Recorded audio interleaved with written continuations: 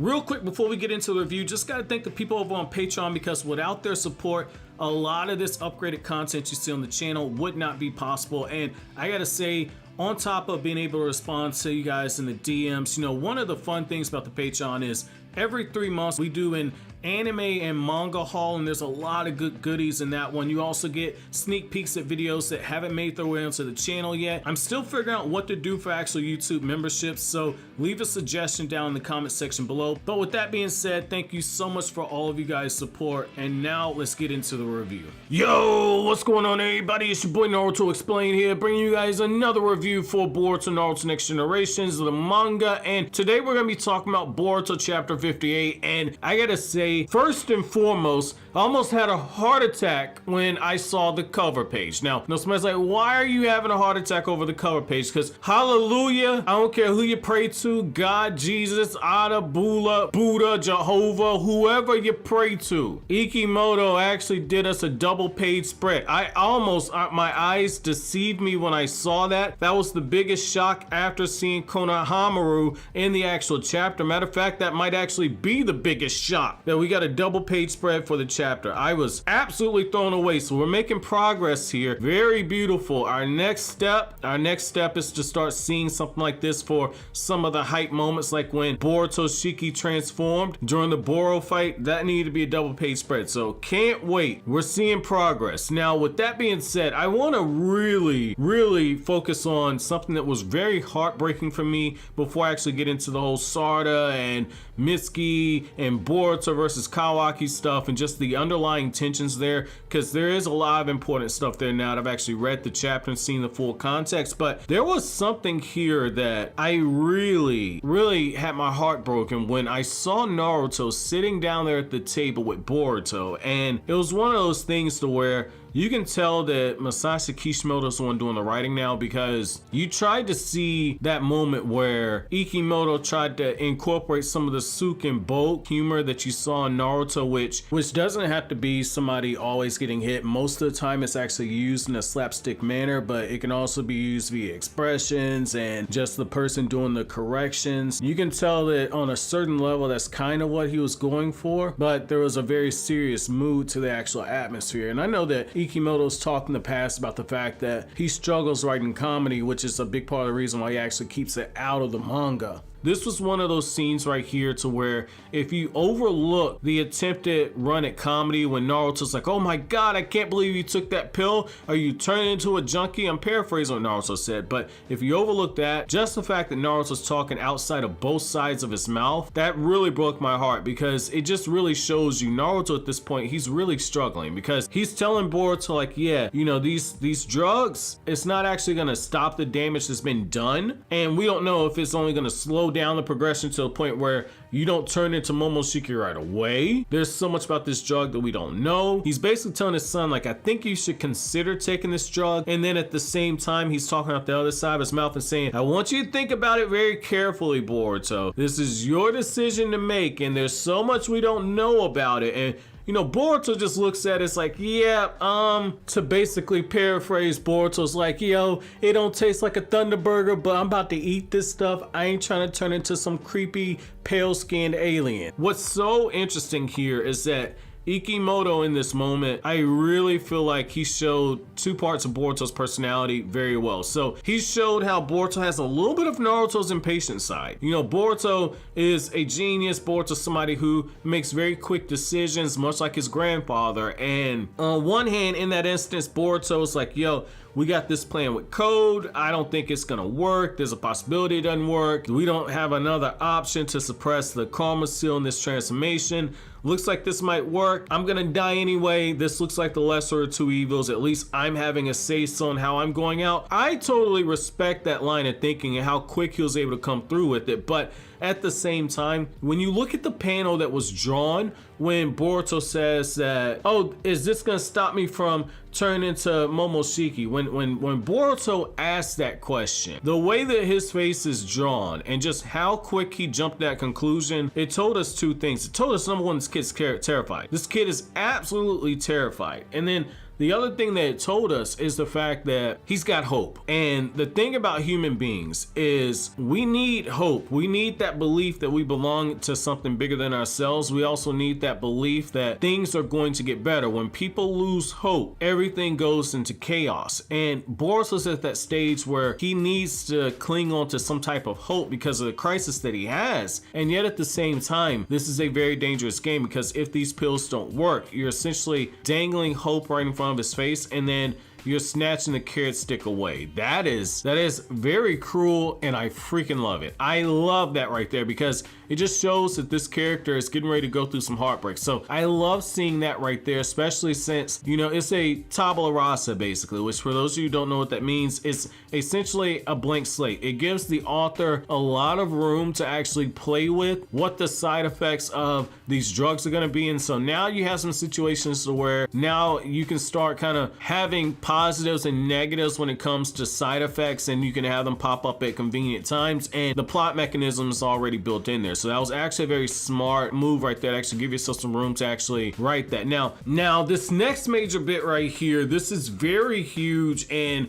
I gotta say, very much appreciated. So when it comes to just the layout of how the actual action sequences are done here, there's a little bit of tweaks that could be made, but what I will say is that the important thing in this is that Ikimoto definitely highlighted a level of intensity, and just in the difference of how it is when Kawaki's taking charge, and how when Sarada is beginning to raise up her aggression, and when Mitsuki is very casually meeting Kawaki's aggression. I thought that the varying levels of intensity that were shown throughout this actual fight that takes place between Team 7 and Kawaki, this was very good. But what I will say though is that I like how the framework is being laid here for Kawaki eventually splitting off from Team 7, and it's because of the nature versus nurture aspect. But the other thing also is the fact that when Boruto and Kawaki are sitting with Team 7 and Kawaki's getting on the board to like, yo, I thought we were gonna give Code the Karma Seal, you moved away from my plan, I thought we were brothers, I don't understand this. Boruto kind of comes back at him and says like, it's not that I didn't think your plan was good, it's just it was a hypothetical. There's too much we don't know. And the fact of the matter is that we don't know how strong Code actually is. So what's the point in us planning on me giving him the Karma Seal and we're not gonna be strong enough? And Kawaki says, well, we damn sure ain't gonna get strong enough by doing all this chakra control training. How long is it gonna actually take us to become worthy just by doing chakra control? 5 years, 10 years, 15 years? This makes absolutely no sense. And you're seeing that impatient aspect of Kawaki starting to kind of really butt in. Impatient to the point where it's a dangerous level of impatience. Like he's starting to show those vibes of Sasuke after Sasuke got that curse mark. And this is why this is so important. Once you got to that point there in the series where Sasuke's personality was beginning to get a little bit more asshole-like, that's when you knew like, okay, he's going to Orochimaru. Like the framework was being planted there, and I feel like this is the same thing. I almost want to say it feels like Kawaki at some point is just going to disagree with Team 7's methods, and something's going to happen. Maybe Eida is gonna happen to where he goes and he joins up with them. I don't want to go that far because it feels too cliche, but I do feel like they're setting the stage for a major plot twist with Kawaki. And what I gotta say is, again, I've seen a bunch of people kind of coming at Sarada's neck saying that, you know, like Sarada was being a raging bitch, and that the inner Sakura in the character was coming out when she was butting into the back and forth between Boruto and Kawaki and Mitsuki and just that whole situation. I didn't interpret it that way. That was more so an attempt at her, again, kind of serving as the corrector when the two of them are breaking the social norms. They weren't there for actual combat training. They were there for something very specific. They were there for chakra control training. So I honestly feel like people just got too worked up and putting their feelings on that one. What I will say though is that I do like the fact that, you know, when Kawaki basically calls Sarada useless, you know, Sarada basically pipes up and she sticks her chest out to dude and says like, look, I'm the leader of this team. You are the one that's forgetting that. You need to learn the basics. You need to shut up. You need to learn chakra control. We're all here. And you know, Boruto even takes the side on that. You know, Boruto's like, hey fam, those are my sugar walls that I'm gonna be getting into once we get a little older. You ain't about to handle that right there. How about you back up for a second? You know, Kawaki was looking like he wanted to choke Sarada, and Sarada's looking over at Kawaki like, look, I'm not Sumire. You ain't about to choke me, and I'm not about to say yes, daddy. I don't get off on stuff like this. You choke me, I'm punching your face into the ground. Like, I love that Sarada was there for all that smoke, and she was trying to take the high road by just trying to refocus all that aggression and energy that Team 7 has existing between them. And you know, Mitsuki even says like, hey, I get where you're coming from. You know, you want to do more combat training. That's what you want, right, Kawaki? And Kawaki says, yeah, absolutely. I'm ready to dish out the smoke to everybody. And when Mitsuki and Kawaki start getting into it, first of all, very glad to actually see Mitsuki fight, because it's been so long since we actually saw Mitsuki fight, and I think he actually had more action sequences in this chapter than he did in any of the other fights that Mitsuki's had in the manga. He's been criminally underutilized, and I like how you see a small tweak here. So one of the things that we see is that, you know, Kawaki actually detaches that arm that he has with the karma abilities where he's able to reshape the body. Mitsuki looks absolutely shocked. Now, I know somebody that's watched the Boruto anime episodes like, well, they clearly saw him do that against Goro. That fight in the anime added a bunch of sequences that you didn't actually see in the manga. Like that whole thing where Kawaki made some Karma Seal Air Jordans. That ain't happened in the actual manga right there. What I like is how some of the abilities you saw Kawaki do in the anime, you actually see him doing in the manga. So that was a very nice touch to see that aspect right there. I like that you saw that aspect there, and I like how Konohamaru's looking at all this, because he and Naruto, they're standing on the observation deck, they're watching everything play out, and Konohamaru's like, yo, that kid's gonna be a problem right there. I don't know if him being near my team is actually good. And I like how you see that Papa Bear instinct out of Konohamaru. I really wish the manga did a better job of actually showing that protectiveness. Like, I will forever say Konohamaru should have been on that team that went after Boro to try and get Naruto free, because that was an opportunity to actually see that parental side of Konohamaru right there, because Konohamaru, for the most part, he ain't done shit in the manga. So I really like that you see just that little aspect there, and looks like Konohamaru's getting ready to step in. And I joked a couple days ago when the spoilers came out that like Naruto's like, what the fuck are you gonna do?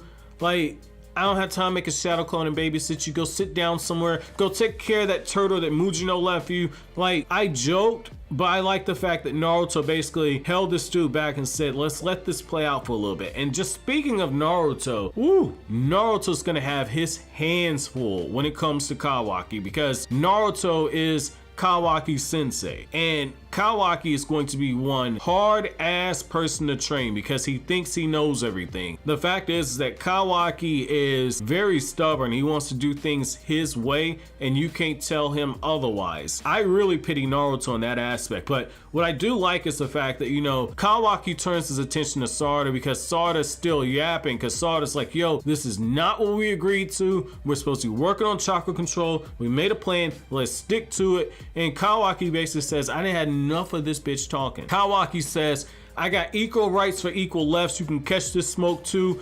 And he's sending out attacks at Sarada, and you can see how Sarada's getting visibly irritated. And at this point, Sarada's like, you know what? He got the wrong one. Don't this fool know that I'm part Uchiha and that my uncle killed our entire clan? Man, I got no problem taking out a teammate. It's a family tradition. Boruto noticed she just bust out this huge fire style jutsu, shoots it off at Kawaki. It's rocketing through the air. Kawaki transforms his arm and is able to make a shield. He's able to take the attack, and then Sarada starts throwing the shuriken, and Boruto's just like, yo, she's throwing those shuriken with intent to kill. And that's when it gets revealed like, oh snap, okay, Kawaki's using shadow clones, but that's not the only thing. He gets behind Sarada, transforms his body into this long spear. He's attempting to penetrate Sarada, and that's when Boruto steps up and basically interferes, and Boruto says, yo, hold on a second, it's getting too heated. We doing things my way now. I'ma kick Kawaki's ass, and then we're gonna do things my way. And Kawaki's all for it, because again, it just shows you the difference, because Kawaki is a byproduct of training that makes usage of the fight or flight instinct. You're either going to run away and be killed, or you're going to stand and fight, and you're going to be forced to evolve. That's the method of training that Jigen employs. So I like seeing that aspect right there of how Boruto's like, you've officially pissed me off. Now, here's the thing about the Boruto versus Kawaki fight. So with this one right here, this was a pretty significant chunk of the actual chapter right here. And I really feel like that was actually needed for this because it actually shows the difference in approach and how both of them approach combat. So the way that Kawaki was fighting in a very aggressive manner. It wasn't necessarily bloodlusted, but that's the way that somebody fights, where you can tell they've been in real combat, life or death situations. Now, Boruto's also been in those situations, but the difference is that it was never fully ingrained in Boruto when he was growing up that, like, when you fight, you have the power to actually take somebody's life. There's a level of respect when Boruto's fighting, and so you see it in little smaller levels, like when Kawaki is firing off that huge energy blast, you see how quickly Boruto's able to actually adjust and react to what Kawaki's doing. And so when Boruto begins firing back at him, there's no actual real intent to do serious harm to the character. And what I also like is the fact that you see how quickly Boruto's adjusted to actually using those karma abilities, because, you know, before when he tried to absorb any type of chakra blasts that were thrown at him via karma, he struggled doing so. It was something he had to do via instinct. Now he's able to do it consciously, so that's huge progress for the character. You know, as they begin ramping it up and Boruto begins using shadow clones and trying to use Rasengan, Kawaki immediately fires back by using some of those karma abilities, even though he doesn't have karma, just as a reminder. So even though he doesn't have the karma seal, he still has those abilities because his body is 80% Osusuki. And so Kawaki's reforming his arm, he's shooting off projectiles at Boruto, and I like how Boruto, you know, he ramps it up a little further. And he's like, okay, you want to fight like that? Fine by me. Boruto whips out this really big lightning release jutsu, fires it off, and Kawaki attempts to actually take the attack. And what ends up happening is that Kawaki ends up being hit full on by it because he couldn't absorb the attack. What I like in this instance right here is that Boruto goes up to him and says, like, I won, there ain't gonna be no complaints now, you're gonna do things our way. And he basically tells him, like, look man, I know you want to protect my dad, I know that you feel like doing things your way, this overly aggressive way, is the only way to get stronger. You're dealing with shinobi, you're training with shinobi, we do things a different way. Do not feel like you need to carry this by yourself. We're your friends. We have no problem helping you. We'll all get stronger together. You just need to trust in us. But I like how you see how Kawaki is visibly upset and he's visibly frustrated. And when a character shows signs like that, that's one of those times to where that's definite foreshadowing that there's going to be a break at some point. Kawaki, it's almost as if Kawaki looks at his karma seal and those abilities as being his actual identity. So that's going to be very interesting just to see how Kawaki kind of progresses from here onward going forward. But I gotta say, again, the fact that Naruto's there overseeing the training, it does show that, like, Naruto has at least got his eyes on the situation, but Konohamaru's instincts are definitely right. So overall, this was a cool chapter. This was a cool chapter, very needed, because we can't just have the whole progression of what's going on with Code and Code suddenly popping up and kidnapping Boruto. There needs to be actual build up. You need to have more character development and actually seeing a training arc. That was actually something very refreshing to actually see that, because, like, there are a lot of training parts that take place off screen, and so actually getting a chance to see this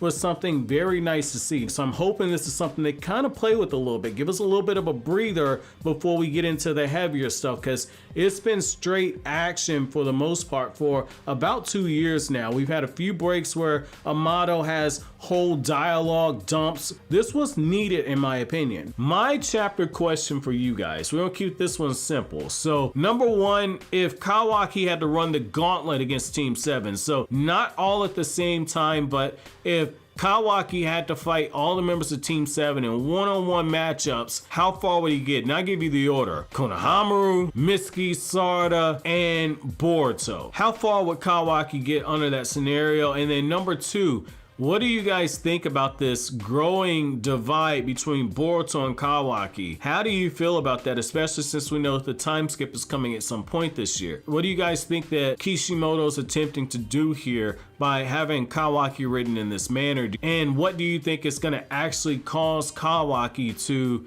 actually turn on Naruto in the future? But as always, guys, if you like anything I had to say, don't forget to comment, rate, subscribe, and share. Thank you so much for watching all the way to the end. Have an awesome day, guys.